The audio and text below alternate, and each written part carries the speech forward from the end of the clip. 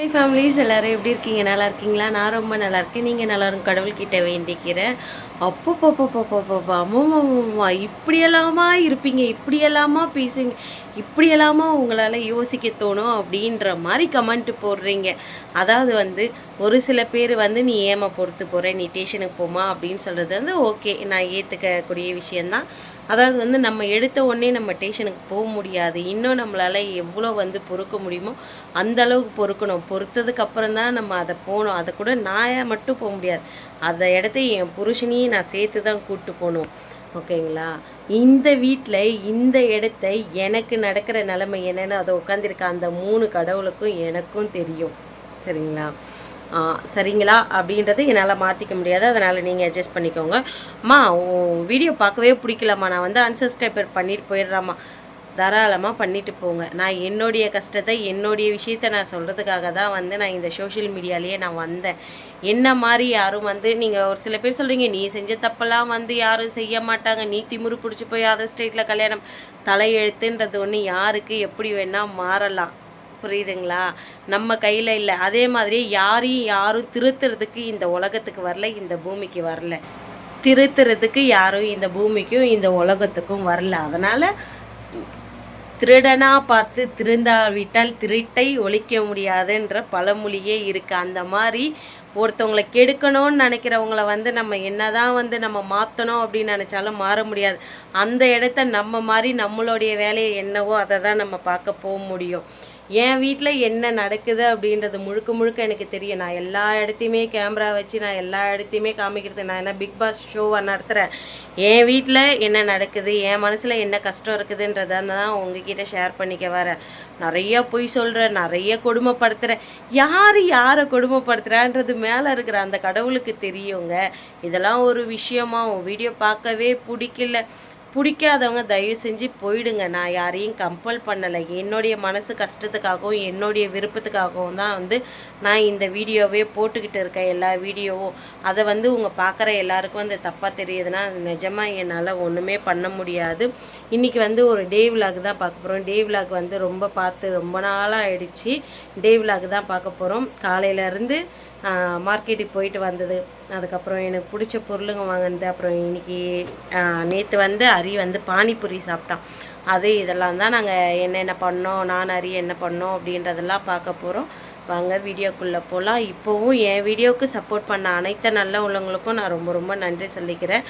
இதுக்கப்புறமும் சப்போர்ட் பண்ண போகிற அனைத்து நல்ல உள்ளவங்களுக்கும், என்ன புரிஞ்சிக்காதவங்க இப்போவும் சொல்கிறேன், நான் யாரும் திருத்தறதுக்காக இந்த உலகத்துக்கு வரல. ஓகேங்களா? என்னை யாரும் திருத்துற அளவுக்கு நான் எந்த ஒரு தப்பான வேலையும் பண்ணலை, எந்த ஒரு தப்பும் பண்ணலை. என் குடும்பத்தில் என்னால் அவங்களுக்கு பிரச்சனை வருதா, அவங்களால எனக்கு பிரச்சனை வருதான்றது இங்கே இருக்கிறவங்களுக்கும் தெரியும், எனக்கும் தெரியும், கடவுளுக்கு தெரியும். உங்களுக்கு நான் வீடியோ காமிக்கிறேன். அந்த வீடியோவில் நீங்கள் பேசுகிறப்போ பேசுகிறத மட்டும்தான் பார்க்குறீங்க, நான் காமிக்கிறத மட்டும்தான் பார்க்குறீங்க. அதுக்கப்புறம் என்ன நடக்குது அப்படின்றது உங்களுக்கு யாருக்குமே தெரியாது. அதனால் தயவு செஞ்சு யாரையும் தப்பாக பேசாதீங்க. தப்பாக பேசுகிறவங்க வாயை நம்ம என்ன பண்ணாலும், எவ்வளோ பெரிய பூட்டை எடுத்துகிட்டு போட்டாலும் நம்மளால் பூட்ட முடியாது. பேசுகிறவங்க பேசிக்கிட்டு தான் இருப்பாங்க. எல்லாத்தையும் தள்ளி விட்டுட்டு நம்ம பாதையை பார்த்துட்டு நம்ம போகிறது தான் நம்மளுடைய பொழப்பு. நான் இந்த இடத்துக்கு எதுக்கு வந்திருக்கேன்? என்னுடைய வாழ்க்கையை வாழறதுக்கு வந்திருக்கேன். என்னுடைய வாழ்க்கையை என்னை வாழ விட மாட்டேன்றாங்க. அதுக்காக எந்த அளவுக்கு நான் ஸ்ட்ராங்காக போராடி இங்கே இருக்க முடியுமோ அந்த அளவுக்கு தான் என்னால் ஸ்ட்ராங்காக போராட முடியும்.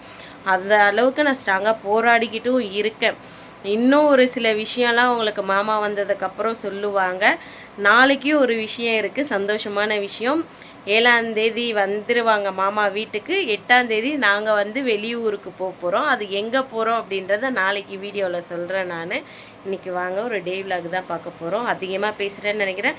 யார் மனசையாவது கஷ்டப்படுத்துகிற மாதிரி இருந்தால் தயவு செஞ்சு மன்னிச்சுக்கோங்க. வாங்க வீடியோக்குள்ளே போடலாம்.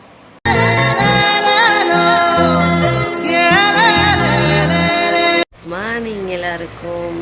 அரி தூங்கிட்டு இருக்கான் பாருங்கள். இப்போ நான் என்னென்ன செய்கிறேன், பாத்திரம் ஆல்ரெடி தேய்ச்சிட்டேன், வீடு பெருக்கிட்டேன். வீடுனா என் ரூம்பை பெருக்கிட்டேன், நான் பாத்திரம் தேய்ச்சிட்டேன்னா. அதுக்கப்புறம் எனக்கு தண்ணி கொதிக்க வச்சுக்கிட்டு இருக்கேன். அதுக்கப்புறம் அரிக்கு சப்பாத்தி செய்யணும். இதுதான் இன்றைக்கி வேலை. சப்பாத்தி செஞ்சிடலாமா? அரிக்கு சப்பாத்தி செஞ்சுட்டு உருளைக்கிழங்கு பொரியல் தான் பண்ண போகிறேன். வாங்க போய் பார்க்கலாம். எனக்கு வந்து தண்ணி கொதிக்க வச்சுருக்கேன். இந்த பக்கம் வந்து வெந்தயம் பச்சை பயிறு வந்து ஊற வச்சுருக்கேன் ஹேர் பேக்குக்காக. ஓகே, இப்போ இதில் வந்து ஜீரகம் போட்டு கொதிக்க வச்சிடலாம். இங்கே பாருங்கள், இந்த உருளைக்கிழங்கு எடுத்து வச்சுருக்கேன். எலி எப்படி ஓட்டை போட்டுருக்கு பாருங்களேன். இந்த பக்கம் திரும்பினா அந்த பக்கம் தெரியாதுங்க பாருங்கள். இந்த எலி தொல்லை தாங்க முடியல எனக்கு. ஏதாவது ஒரு வழி பண்ணி ஆகணும் இந்த எலிக்கு. பண்ணலாம். சரி, ஓகே. ஸோ நமக்கு தண்ணி கொதிக்க வச்சுட்டு வந்துட்டு அதுக்கப்புறம் வேலையை பார்க்கலாம். மாவை வந்து இந்த வானலில் கொட்டி வச்சுக்கிட்டேன். உப்பு போட்டுக்கிட்டேன். தண்ணி இருக்குது, நான் குடிக்கிற ஜீரக தண்ணி இருக்குது. ஓகே, இப்போ மாவு பிசைஞ்சிடலாம். சப்பாத்திங்க வந்து திரட்டி போட்டுட்டேன். இப்போ வந்து உருளைக்கிழங்கு கட் பண்ணிக்கலாம். உருளைக்கிழங்கும் கட் பண்ணிட்டேன். இப்போ உருளைக்கிழங்கை வந்து கழுவிட்டு உருளைக்கிழங்கும் பொரியல் பண்ணிடலாம். இது சப்பாத்தியும் போட்டு எடுத்துக்கலாம். அரிமா எழுந்துருங்க, டைம் ஆகிடுச்சி.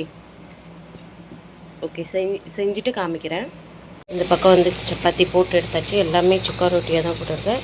இந்த பக்கம் உருளைக்கிழங்கு வந்து ஃப்ரை ஆகிட்டு இருக்குது. இதில் வந்து எண்ணெய் ஊற்றி ஜீரகம் போட்டு, கடுகு எண்ணெய் ஊற்றி ஜீரகம் போட்டு, அதுக்கப்புறம் வந்து பார்த்திங்கன்னா உப்பு மஞ்சள்தூள் மட்டும் தான் போட்டிருக்கேன். வேறு எதுவுமே போடல. லைட்டாக வெறும் மிளகாத்தூள் மட்டும் போட்டால் சரியாக போயிடும். இது நல்லா வேகட்டும். இடிச்சு ஃப்ரெண்ட்ஸுங்க பாருங்கள், அவ்வளோதான். இப்போ இவருக்கு வந்து லஞ்சு பேக் பண்ண வேண்டியது தான், சாப்பிடவும் கொடுக்க வேண்டியது தான். ஓகேங்களா சார்?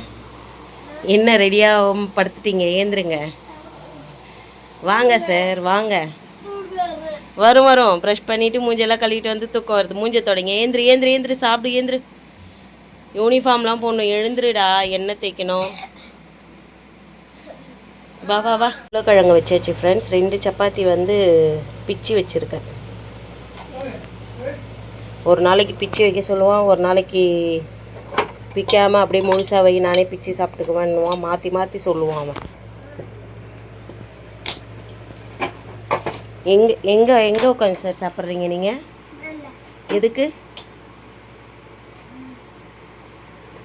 திமிர் அதிகமாகிடுச்சு. ஹேர் பேக் போடுறதுக்காக பச்சை பயிறு, செம்பருத்தி இலை, சாப்பாடு, பழைய சாப்பாடு போட்டு அரைச்சி வச்சுருக்கேன். உண்மையாக இது செம்ம ரிசல்ட் கொடுக்குது.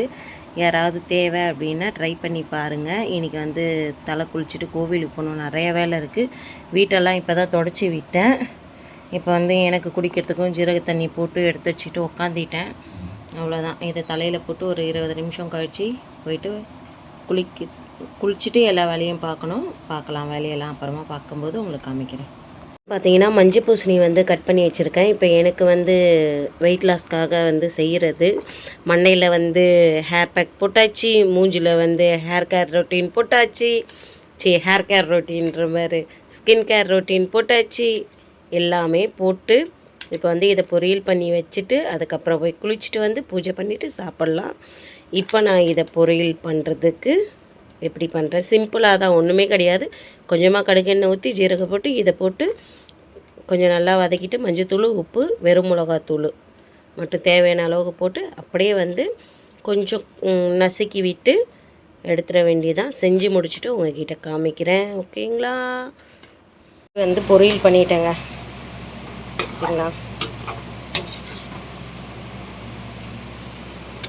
காய் வந்து பொரியல் ஆகிடுச்சு. ஓகே, சாப்பிட்றப்ப பார்க்கலாம். இன்னைக்கு சூப்பராக சாமி கும்பிட்டுட்டேன். வெளியே வந்து சரியான மழை பெய்யுது. பார்க்கலாங்களா? வாங்க பார்க்கலாம். பார்த்தீங்களா, நல்லா மழை பெய்யுது வெளில.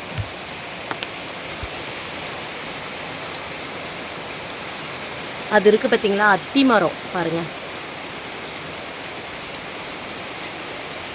நல்லா மழை பெய்யுது. நேற்றுலேருந்து மழை பெய்யுது.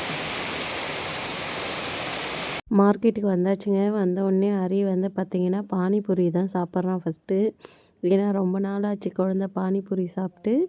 நான் வந்து சாப்பிட்லங்க பானிபூரி. ரொம்ப மிஸ் பண்ணுறேன் நான், வெயிட் லாஸில் இருக்கிறதுனால. ஹரி வந்து எவ்வளோ ஹாப்பியாக சாப்பிட்றான் பாருங்கள். நல்லா இருக்கா சாமின்னு கேட்டேன். நல்லா இருக்குது அப்படின்னு சொல்லிட்டு தலையாட்டினான். அவனுக்கு ரொம்ப ரொம்ப ரொம்ப பிடிக்கும். தமிழ்நாட்டிலையும் சரி இங்கேயும் சரி பானிபூரி ரொம்ப பிடிக்கும். அதுக்கப்புறம் நம்ம எப்போவும் காய் வாங்குகிற கடையில் வந்து தேவையான காய்கறியெல்லாம் வாங்கியாச்சு.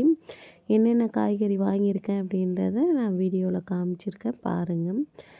இன்றைக்கி வந்து நான் பன்னீர்லாம் வாங்கியிருக்கேன் வேறு. அதுக்கப்புறம் அங்கேருந்து சில டப்பாங்கள்லாம் வாங்கணும்னு சொல்லிட்டு பாத்திர கடைக்கு தான் போனேன்.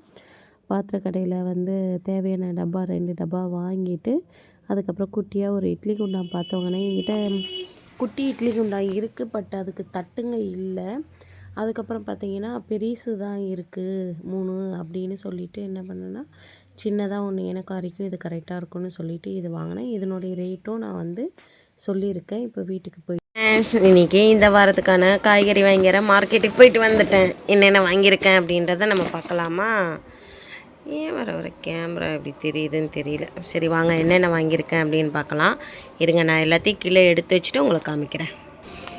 என்னென்ன காய்கறி வாங்கியிருக்கேன் அப்படின்னு பாருங்கள். கத்திரிக்காய் இது வந்து 1 கிலோ 50 ரூபா. அதுக்கப்புறம் பொட்டலோ வாங்கியிருக்கேன். கோவக்காய் 1 கிலோ 30 ரூபா. கேரட்டு 25 ரூபா 1/2 கிலோ.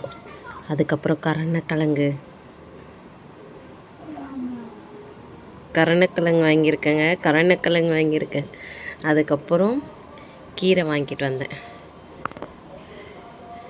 அதுக்கப்புறம் பார்த்திங்கன்னா முருங்கைக்காய் 2 வாங்கிட்டு வந்தேன்.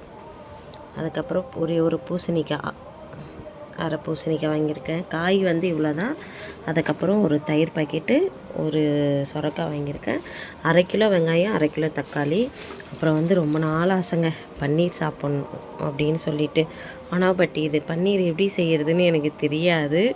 ஆனாலும் ட்ரை பண்ணலாம், செஞ்சு பார்க்கலாம். அதனால் ஒரு பன்னீர் வாங்கிட்டு வந்திருக்கேன். மாமாவுக்கு செய்ய தெரியும். மாமா கிட்ட கேட்டு நம்ம செஞ்சுக்கலாம் எப்படி செய்கிறது அப்படின்னு சொல்லிட்டு.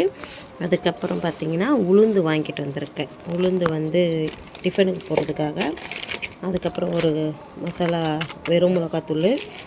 அதுக்கப்புறம் 2 ரூபா இது தாங்க இருந்தது கரம் மசாலா. அதனால் 2 ரூபா கரம் மசாலா வந்து ஒரு 10 வாங்கிக்கிட்டேன். அதுக்கப்புறம் வந்து கொட்டி வைக்கிறதுக்காக இந்த 2 டப்பா வாங்கியிருக்கேன். 25 ரூபாங்க ஒன்று. 25 ரூபான்னு ஒன்றுன்னு சொல்லி 2 டப்பா வாங்கியிருக்கேன்.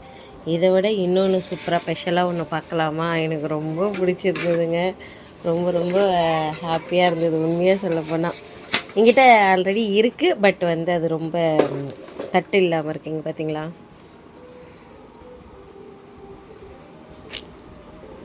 இங்கே மட்டும்தான் லைட்டாக சொட்டையாக இருக்குது. பார்த்தீங்களா? இது வந்து 150 ரூபாங்க இந்த குண்டா. 2 தட்டு இருக்குது, 150 ரூபா. ஆனால் நல்லாயிருக்கும் உண்மை. இதுங்க ஓப்பன் பண்ணி காட்டுறேன். இங்கே பார்த்தீங்களா?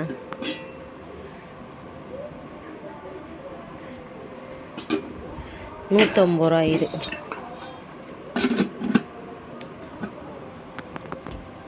இவ்வளோதாங்க.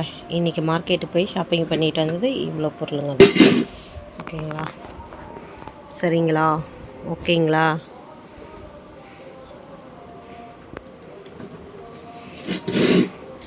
நல்லா இருக்குங்களா எல்லாமே?